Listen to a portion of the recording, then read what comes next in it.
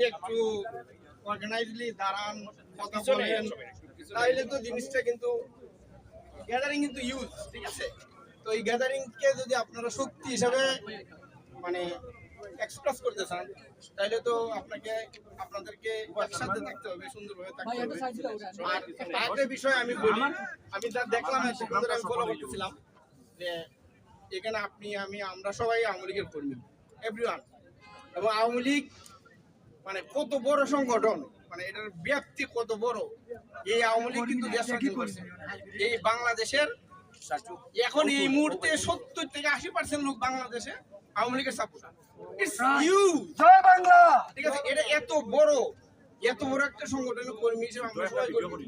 তো আমি আপনাদেরকে বলবো, মানে আপনারা ফ্রান্সে যারা আছেন, আপনাদের যে শক্তি এটা বিশ্ববাসী দেখুক, আপনারা আওয়ামী লীগের শক্তি হিসেবে দেখুন।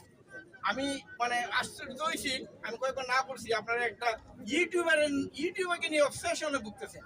মানে উইজি একটা ইউটিউবার আপনাকে আমাদেরকে মানে ইউজ করে সে ইনকাম করে, তার তো কোনো আদর্শ নাই। তার কোনো আদর্শ নাই, ইজ নো ওয়ান, কেউ না। আপনারা যদি আরেকবার তার নাম উচ্চারণ করেন,